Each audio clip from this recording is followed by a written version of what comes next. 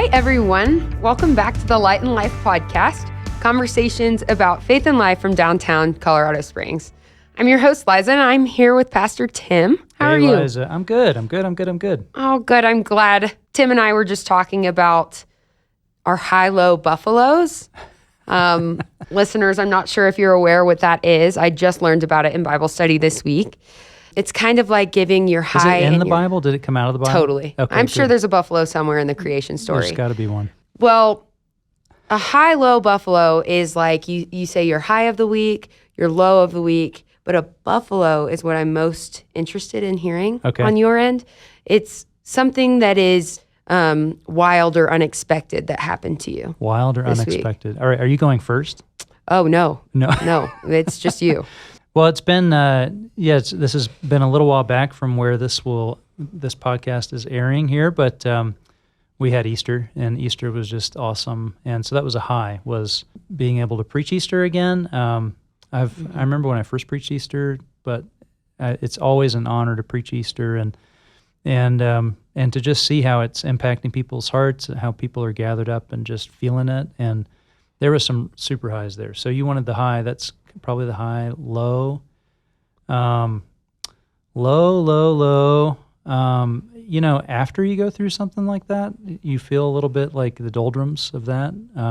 What's a doldrum? What is a doldrum? Disclaimer, don't know what that is. Is when like a ship, like a sailboat is stuck in the ocean and there's no wind. Oh. That's like a doldrum. That's tough. And when you feel that way emotionally, that's a doldrum. So yeah, it's sort of like after you've gone through the big flush, then you're sort of down in the valley. Dang. And then a buffalo, the unexpected buffalo. Liza, my goodness. I'm going to go back to this Maundy Thursday service. It was like a month ago now, but it just blew me away how our choir sang, and I felt like I was at some incredible event, and I didn't have to do anything. I was just worshiping, and it was really powerful. But good. All right. Do you have anything that's more interesting than church? Well, now that you mention it, I think.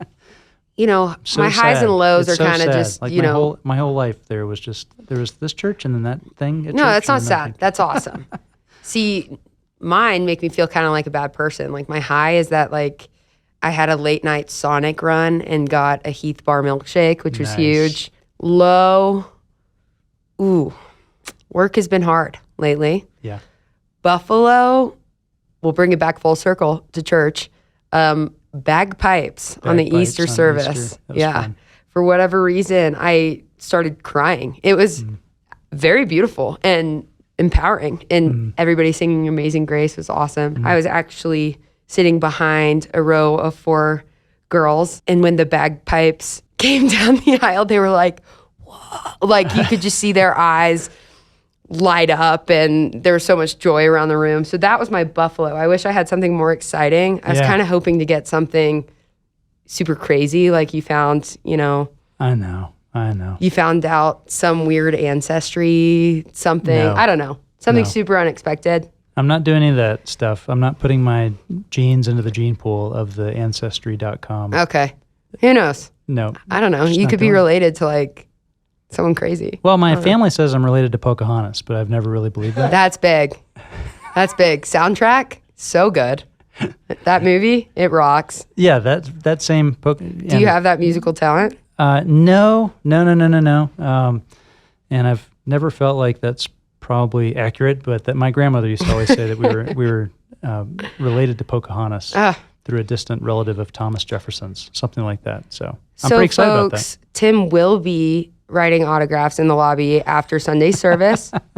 If you all are interested in, having a relative of Pocahontas sign something, maybe your Bible. I don't know. Anyways, we'll hop into the topic. Today we kind of want to dive into poverty and homeless. What should a Christian think about poverty? What is our responsibility toward the poor?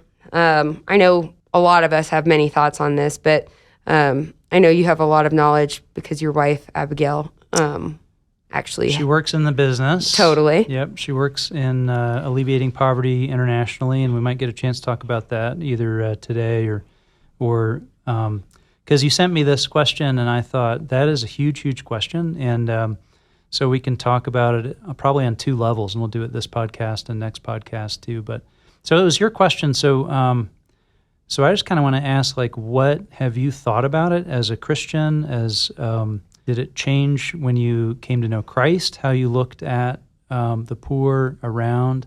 What are the things? How would you say, like, this is my question? I've got notes. We can talk about good stuff and responses from a church perspective, a city perspective, a Christian perspective, locally, globally. I mean, it just goes really big, really fast. But I just thought, what if you just shared with us, like, this is how you and your friends sort of wrestle with it or talk about it? Mm-hmm. I guess from my personal standpoint, poverty is something that's super hard because it feels hopeless. It feels like there's really no huge impact that I, as an individual Christian, can make. I know that there are a ton of organizations that have these huge impacts. I've been on mission trips. Right? But it still comes down to this feeling of I'm not sure what my part in this is and how much I'm really doing for the kingdom if it's just, a 2-week mission trip to Haiti or, right? Because I think a lot of shame and guilt play into my story too in addressing the issue because we could always be doing more. Does that make sense? Like, I could use my lunch break to go to the shelter and feed people. I did something bad, actually. I ordered something on Amazon and was too lazy to return it, so I just threw it away. There, I said it. Bad. Still wrapped up. Totally. So, and I could have gone and given it to people, and it's turned into this. Now we're getting somewhere. Yeah. It's turned into this shame story. Yeah. You feel rather guilt. You feel like. So I mean, you and a lot of your friends are in a stage where you're not yet sort of married and engaged in a family. What's that? Single and no kids. Single and no kids. Isn't that like a stage that people talk about? No, that's married and no kids. Married and no kids. That's the Mink. marital dual income or okay, something like that. Does anyone know? Can I phone a friend? The listeners will let us know. Okay. But it's easy to have a lot of disposable income, and you're doing well. You're working hard, and you're getting rewarded and valued for that. And then you drive through our city, and you see a lot of people. Even in our city, we're the 40th largest city in the U.S. We're not like New York City or Philadelphia, so you can just imagine what that's like. But you see a lot of people who are who are stuck, who seem really stuck. So it sounds like you're thinking about it both globally, which I think we can talk about next time, and kind of how the systems, but also just as a Christian, how do you respond to seeing someone who's homeless or poor or right? Really? Like, am I on track? Totally. And I think a lot of it comes from too of, we're told to tithe. That's biblical. Okay. We're told, to love your neighbor as yourself. And if I see someone hurting on a street corner, my heart wants to help them. Yeah. But if I have only X amount of disposable income and I have a friend who is directly asking me for help, selfishly, I see the fruit of helping them directly. And so, like, as a Christian, when it's this, global idea of poverty, or even Colorado Springs, where I know that there's poverty and homelessness all around us, I don't know the direct role I can play other than sending off my funds to direct organizations. So I guess... Right, and you want to I don't have a specific question around the topic. I just kind of wanted to talk about, how we as a body can uplift those in poverty. And poverty doesn't always look like monetary poverty. Yeah, that's right. I mean, it's so let's jump into it, because like you said, you're going to tithe, you're going to give. You also want to know. I think you want to know that your church is doing the right things. That So let's just jump in. So there's a number of scriptures. Jesus talks a lot about money in the Gospels. The Bible talks a lot about the poor, and that just pops up again and again and again. And so you just ask, what is our responsibility toward the poor? I know, even moving here, it seemed like my kids saw more people begging on the way to church or on the way downtown than we saw in the area where we lived in Atlanta when we were living in the north suburbs of Atlanta. And so they were used to seeing that when we went to the city once every 2 months, but they weren't used to seeing that in their ordinary day-to-day. And so Abigail was, leading them through what do we do? How do we respond? So Jesus said, like Matthew 5:42, I put in the notes, Jesus said, give to the one who asks you, and do not turn away from the one who wants to borrow from you. So it's his Sermon on the Mount, and he's just saying, look, you come in, someone comes into your path, they are asking you for something, they obviously need something, or they want to borrow something, okay, you should give it. Luke 6:30, give to everyone who asks you, and if anyone takes what belongs to you, do not demand it back. So that's Jesus again. It's also one of his long sermons about how to live life in this world. And it sounds like at every minute you should be ready to give to someone that you bump into that is asking you for something. So, and then on the other hand, when Mary broke an alabaster jar of ointment over Jesus, Judas said, why did you do that? That's such a waste. That could have been given to the poor.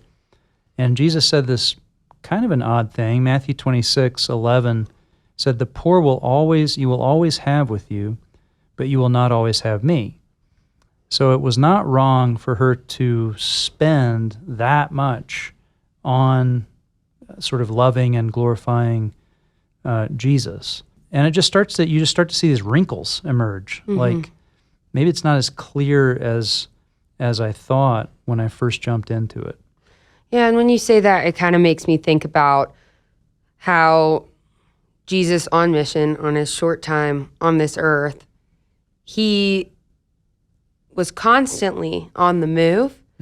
And there were he performed X amount of miracles, right? But there were always more miracles that could have been performed. There were always people that needed him. Think of that. I think of the bleeding woman and how big that crowd was, that every single person has their own needs where they need Jesus. Yeah. But he would help who needed to be helped according to his purposes. Yeah. And he would move on to the next town or move on to the next part of his ministry. So that makes me kind of think poverty will always be with us. But what are the needs that need to be addressed, and what are we called to do? How are we called to? Right, and I'm thinking about, Luke 6:30 that you just mentioned, where it says, give to everyone who asks you, and if anyone takes what belongs to you, do not demand it back. That reminds me of people on street corners. Right. That are begging. Are begging, and that's the interesting thing. I mean, we have a lot of homeless people who beg at our street corners in our city, in Colorado Springs, and what are you really supposed to do? Because we've had actual campaigns in our city that have instructed us not to give to panhandlers because you're just enabling them to stay on the street instead of sort of propelling them toward agencies of mercy, or what our city calls the continuum of care. So a couple of years ago, they put up a bunch of signs on any of the dangerous street corners that said you're not allowed to stop and beg from cars. And but then as a Christian, you've got that conviction of, like, I know I'm supposed to love everybody as my neighbor. My neighbor is everybody that God puts in my path, and this person's in the image of God, and they're obviously in need. And so what should I do? Should I give them, have you had any strategies here? Like Abigail for a while was packing like a Ziploc bags in the car, and they had water and a granola bar and a toothbrush and something like that, like wet wipes or something. And she'd give them out. And then you drive down that corner and you would see that bag just lying there, you know? Mm-hmm. I don't have a strategy towards it. I think I've become a little bit desensitized to it, which I don't want to be. Right. I want to have compassion always. But in the back of my mind, I do know about, like the Springs Rescue Mission or Crossfire Ministries or a ton of places that are actively helping these people. And so sometimes I do question, am I enabling them or not? But I also circle back in my mind to, they are asking for help. They're asking for help on the corner. Like, their heart is open. Right. And I tend to pretend I don't see them, which is not love. Right. So I've started to kind of, actually, in the winter, I try to winterize my car, where in case I get stuck, I have like a crap ton of granola bars in the back, maybe a blanket or something. I remember when you moved here and you saw a sign that said, be sure to winterize your car. I was so scared. I was like, what's going to happen? What's coming? Yeah. Am I going to get, attacked by a Yeti? Like very, very confused. But there was a point where those granola bars ended up just becoming my, like, let me pass this out because that's what I can give them is like a little snack or pick me up. I don't know where the dignity plays a role or where I don't know how to approach it in a way that's not demoralizing to the person, because obviously if I'm not looking at them and acting like I don't see them, that's demoralizing for sure. That is like, they're not a human worth my time. Right. And that's not how we should approach it. I think we can look at them with love and care. And I'm wondering if we could even have some sort of note on that granola bar that's like, here are some resources for you. Right. Right. So no, I don't have a strategy. I'm not perfect. I'm one of the people who looks away. The things that you've tried, though, you've tried like giving a granola bar or trying to turn your eye toward them.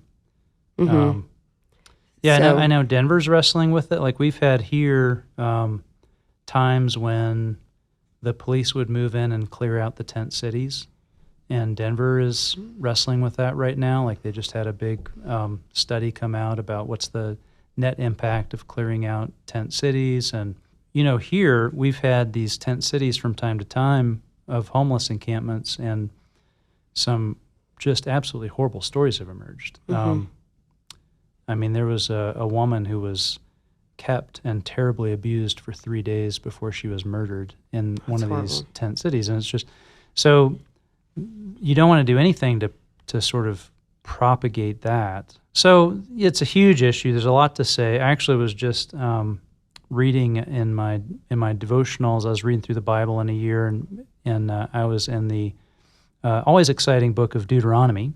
So exciting. But there's this part where it's the laws for the people of God. How do we go through the world together as the people of God? And there's this part where it literally says at the beginning of the paragraph, there should be no poor among you. Live generously with those around you. It's like, oh, okay.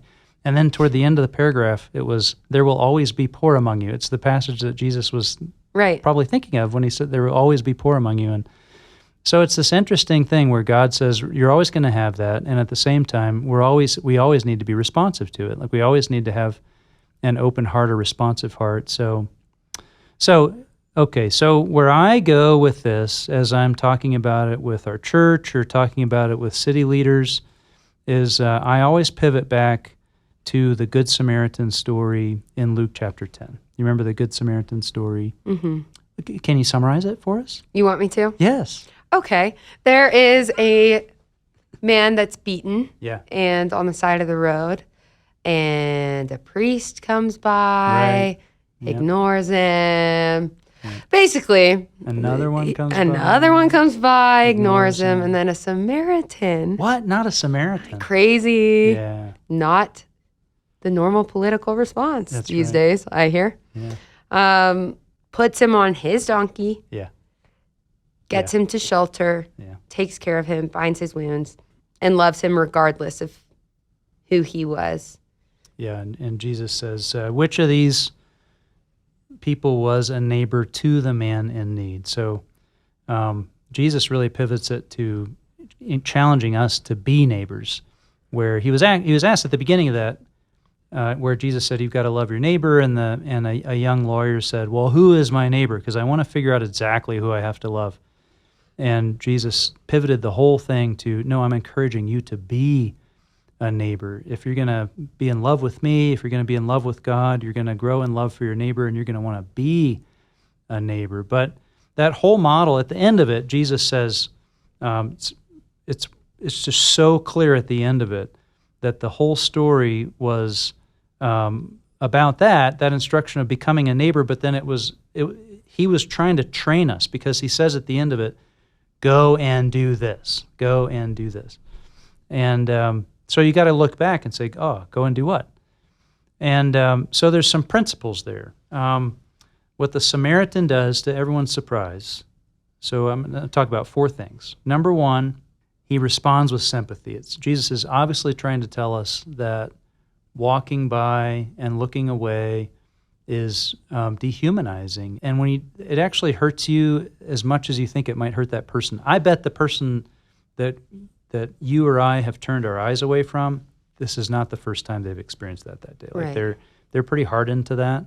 But still, it takes a little chunk out of your own heart, and it takes a chunk out of their heart, even though they're not feeling it as much anymore. But so he sees the wounded man and moves towards it. So he sees the pain and moves toward it. He doesn't ignore it. So just that you wanted to have this conversation is just a sign of saying, this matters. And I want to see these people. I want to see people who are stuck in poverty, stuck in homelessness. I want to see them. I want to know how to move toward them.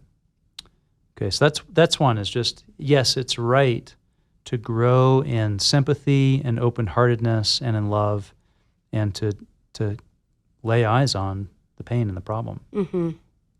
Second is he goes and he pours oil and wine on the wounds. Now, he takes this out of his own store. Like this, I would equate this to, like, if someone is in dire distress, you obviously would not. If they're wounded, if they're, it looks like they are just in dire distress, then it's not time to sort of, in a disciplined way, refuse help. I think it is time to help them. Now, this gets tricky, right, with the idea of I don't want to enable someone to stay in poverty, to stay in homelessness by giving them enough food for the day or money for the day to spend on what they would like, and keep them in a place of total dehumanizing poverty and distress. But a responsiveness to immediate needs, Jesus puts that on our heart. The third thing is, and this is, I think, a good point, it's often emphasized, he puts the man on his donkey. And it's not like he throws it on the church's donkey or he throws it on the city's donkey. He puts the man on his donkey. Is that making sense? Totally. Like there's some responsibility there. Like God's put this person in your path. There's a little bit of responsibility there. And so he puts the person on his donkey. But the fourth point is he takes him to another place. He takes him to an inn. And of the little bitty things that this one guy can do, what this one Samaritan can do, as good as those are, his wisest decision is to convey this person to an agency, an inn, where he can actually do some healing, where the trauma of homelessness can subside, where he can feel human again, where this inn has the ability to do things that he just doesn't have the ability to do. So we really emphasize that at First Pres. I really emphasize that in my work with the city, that we need these agencies, these inns, that can do so much more than we can do. And for us, we work hand in glove with Crossfire. We also, on the issue of homelessness, we work hand in glove with Springs Rescue Mission. Mm-hmm. I mean, if we didn't have that in town, it would be so hard to believe that we're making any difference at all. What I can do myself, or even what First Pres can do, for all that First Pres is, even what we can do is not close at all to what Springs Rescue Mission can do, housing someone and helping someone along the long road to healing. Mm-hmm. And even getting them back on their feet and employing them. Right. Through, to my understanding, they have a culinary program. Yeah. Where they'll let people who have gone through just the ministry as a whole, they'll teach people culinary schools and employ them to do a whole catering program, which is dignifying. And you've brought up just a great word there, because dignity is the word. Dignity is the word. How do we as Christians responsibly dignify the image of God in the people around us that are suffering from poverty and homelessness? Like, that's what you want. Mm-hmm. You don't want to walk away and saying, oh, I was heartless. You don't want to walk away and saying, oh, I think that I just helped someone stay homeless. Mm-hmm. You know, you want to engage in these situations in a way that you have confidence that there's a possibility here that this person is going to A, meet the Lord, and B, find a new purpose and meaning and dignity in their life. They're going to feel more human because of whatever we did as brothers and sisters in Christ toward them. Right. And earlier I brought up, I guess I kind of hinted to the idea of feeling somewhat insignificant in the issue. Yeah. But the smallest point towards help can be all the significance in the world.